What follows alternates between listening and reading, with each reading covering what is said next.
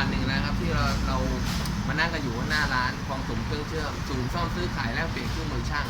หลายท่านถามเข้ามาว่าตัวผมเองเนี่ยทำอะไรบ้างในส่วนตัวผมเองทำทั้งระบบไฟฟ้านะครับระบบเครื่องยนต์ระบบเครื่องทำความเย็นต่างๆพันมอเตอร์ระบบเกี่ยวกับเครื่องเชื่อมต่างๆระบบเกี่ยวกับวัสดุวิศวกรรมเรื่องราวเหล่านี้มันเป็นเรื่องใกล้ตัวของเราอยู่แล้วผมก็ทำที่ร้านก็จะขายของใหม่นะครับแล้วก็ตัวส่วนตัวผมเองก็จะเป็นช่างซ่อมบำรุงนะฮะก็มีน้องๆทีมงานคอยช่วยเหลือในการซ่อมต่างๆนานาเราก็เลยมีเรื่องราวดีๆเทคนิคดีๆขั้นตอนในการทำเนี่ยมันง่ายมากบางครั้งเนี่ยเรามองว่าไม่เคยทำไม่เคยประกอบเลยมันต้องเริ่มยังไงมันต้องทำยังไงวันนี้ผมทำให้ออกมาเป็นช้อยๆแล้ว1 2 3 4ให้มาติดตามกันให้มาดูกันมาทำกันไปด้วยกันง่ายๆครับคนที่ไม่เคยเลยเนี่ยให้ไปหยิบไขควงมา1 อันไปหามาเลยครับเนี่ยอย่างเงี้ยหามาแล้ว1 อันแล้วก็มาหยิบของข้างๆที่มันเสียมาเนี่ยเอามาแล้วก็มาบอกผมว่ามันเสียอะไรบ้างนะครับแล้วก็มาดูกันว่าเดี๋ยวผมจะถ่ายวิดีโอแล้วก็เข้าไปดูเริ่มจากขั้นตอนง่ายๆผมเชื่อว่าทำได้ครับตอนนี้เนี่ยผมมีเทคนิคดีๆเกี่ยวกับการถอดสแตนเลสตัวนี้ตอนนี้มาอยู่ในจุดที่ว่าเราถอดแล้วเราในเมื่อเราลองไฟไปแล้วนะครับเราลองไฟไปแล้วเรารู้แล้วว่าในระบบสายไฟระบบสวิตช์เขาเนี่ยเป็นปกติไม่มีอะไรเสียคราวนี้เราจะต้องถอดดูภายในที่ housing gear ต่างๆว่า housing gear เขาเนี่ยผิดปกติไปจากเดิมไหมแล้วเราจะทำยังไงต่อหลังจากที่เราดูแล้วเราจะวิเคราะห์ยังไงต่อจะดูเรื่องของการหกเฟืองต่างๆเนี่ยมันจะดูยังไงนะครับสิ่งแรกที่เราต้องทำสแตนเลสตัวนี้นะสิ่งแรกที่เราต้องทำก็คือการถอดแผ่นฐานออกมาทั้ง2 ข้างให้เรียบร้อยนะครับพอถอดออกมาปุ๊บมันก็จะได้ลักษณะนี้ลักษณะนี้แล้วก็ฐานก็จะเป็นลักษณะนี้ในเรื่องของวัสดุวิศวกรรมการมองคาร์บอนเนี่ยแผ่นคาร์บอนเนี่ยบัสคาร์บอนตัวนี้เนี่ยหรือพูดง่ายๆคือแผ่นฐานนั่นเองการที่เราจะมองและวิเคราะห์ก็ยังสามารถมองได้ว่าอัตราการวิ่งด้วยความเร็วรอบเขาเนี่ยอยู่ที่ความเร็วรอบที่เท่าไหร่อัตราการวิ่งเขามีปัญหาไหมก็ดูที่หน้าคอนแทคถึงตรงนี้ได้เพราะอะไรครับเพราะว่าอาร์เมเจอร์ก็คือในระบบเขาเรียกว่าอินดักชันเป็นระบบสนามแม่เหล็กเมื่อมีกระแสผ่านเข้าไปก็จะเกิดการหมุนนะครับอันนี้มันจะลึกซึ้งไปว่ามันเป็นอยู่ในวัสดุวิศวกรรมแต่ถ้าเรารู้ว่าแม่เหล็กนะครับมีกันสนามแม่เหล็กเมื่อเจอกระแสไฟก็จะเกิดแรงดันเมื่อเกิดแรงดันปุ๊บยิ่งกระแสไฟมากก็ยิ่งมีความเร็วรอบมากนะครับในลักษณะนี้ก็คือวิเคราะห์ได้อีกนะครับวิเคราะห์แบบลึกๆไปเรื่อยๆวิเคราะห์นะครับการที่เราจะมองวัสดุวิศวกรรมเนี่ยเราจะต้องมีพิจารณาในการมองว่ามันคืออะไรมันทำจากอะไรให้มันลึกซึ้งไปมันจะชำนาญมากมันจะเชี่ยวชาญมากผมอยากให้ทุกคนนะครับมาลองดูมาซ่อมไปกับผมสนุกไปด้วยกันสิ่งแรกเราก็ต้องเตรียมไขควงแล้วเราก็ถอดให้หมดถอดด้วยความรวดเร็วนะครับถอด cover ตรงแฮนเดิลนี่ก่อนนะครับเราถอดที่แฮนเดิลก่อนเราไม่ต้องไปถอดตรงอื่นนะครับถ้าเป็นสแตนเลสเราต้องถอดแฮนเดิลก่อนนะครับสแตนเลสดีวอนเราต้องถอดที่แฮนเดิลก่อนถ้าเป็นตระกูลอื่นที่เป็นเกี่ยวกับพวก580 MT 580พวกมาติกมากิต้าอะไรก็แล้วแต่เนี่ยมันสามารถถอดแฮนเดิลแล้วก็ถอดที่ cover ตัวได้เลยที่มอเตอร์ housing ได้เลยนะฮะแต่ว่าตอนนี้เราจะต้องถอดตัวนี้เพื่อที่จะถอดมอเตอร์ housing เขาออกมาในเมื่อเราถอดได้แล้วไขควงไม่ออกก็ต้องใช้ไขควงงัดเปิดตรงนี้หน่อยนึงตรงนี้นะครับด้านข้างอย่างนี้เปิดขึ้นมาอย่างนี้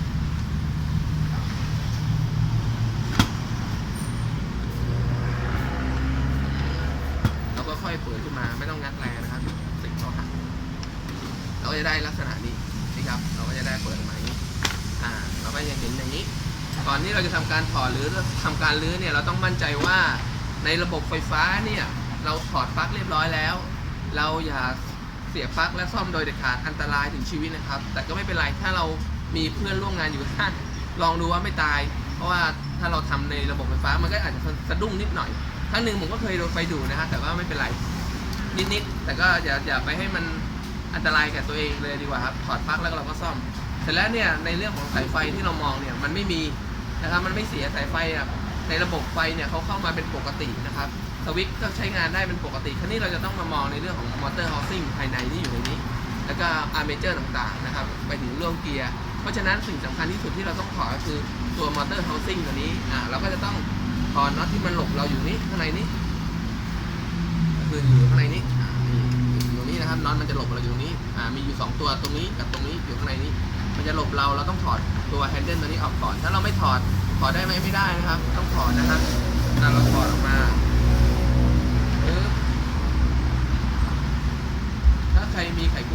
เป็นแบตเตอรี่ก็ใช้ได้เลยนะครับ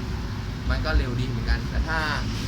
เราไม่มีความชำนาญใช้ไขควงจะดีกว่าเพราะว่ามันจะได้ออกกำลังด้วยแล้วก็ให้ความรู้สึกว่าขันแน่นจนเกินไปหรือเปล่านะครับแล้วก็ขันตัวนี้ตัวหนึ่งอย่างนี้มี2ตัวนะครับที่หลบอยู่ข้างในส่วนตัวข้างนอกเราก็ขันเรียบร้อยแล้วเราขันออกมาด้วยความเร็วแบบนี้เทคนิคต่างๆที่ดีๆเนี่ยผมอยากจะให้ทุกคนทุกอาชีพเลยนะครับไม่ว่าจะทำอะไรอยู่ก็แล้วแต่หรืออาจจะเป็นช่วงเวลาว่างช่วงเย็นๆขับผมมีน้องชายคนหนึ่งเนี่ยเขาขับวินมอเตอร์ไซค์อยู่นะฮะเสร็จแล้วมีช่วงหนึ่งเขาก็อยากจะมาฝึกอาชีพกับผมก็สอนเขาแล้วเขาก็เอาเวลาว่างเนี่ยไปทำที่ตลาดนัดทุกเย็นเขาไปตั้งบูธเล็กๆเขาไปซ่อมเนี่ยไม่ต้องใช้เงินอะไรเยอะแยะเลยเขาก็ไปนั่งขายของกับแฟนเขาแล้วเขาก็นั่งซ่อมไปบางทีก็มีพัดลมมาให้ซ่อมบางทีก็มีเตารีดให้ซ่อมเปลี่ยนสายมันเป็นเรื่องที่ดีครับทักษะต่างๆที่เราได้นำเสนอเนี่ยมันเป็นเรื่องจริงที่สามารถทำให้เกิดอาชีพได้พอเราทำได้ตัวนี้แล้วเราก็ยกมอเตอร์เฮาซิ่งตัวนี้ขึ้นนะครับดูที่ติดอะไร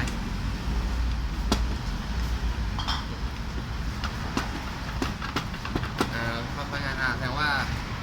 ถ้าติดลักษณะนี้ก็แสดงว่าอะไรรู้ไหมครับลูกปืนแตกแล้วก็ละลายติดอยู่ตรงตูดเสื้อตรงนี้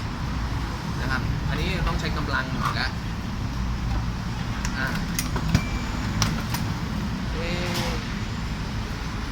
ตีนน้อยยังไม่ขันออกไม่หมดนะครับยังหมุนน้อยตัวนี้ตัวนึงเดี๋ยวผมต้องขันน็อตออกให้ครบก่อนหลายท่านถามเข้ามาว่าแว่นที่ผมใส่มันคือแว่นอะไรจริงๆแล้วมันคือแว่นตาเชื่อมนะครับเป็นอัตโนมัติเป็นแว่นอัตโนมัติอันนี้เราถอดออกแล้วเราก็ยกมอเตอร์เฮาซิ่งนี่ออก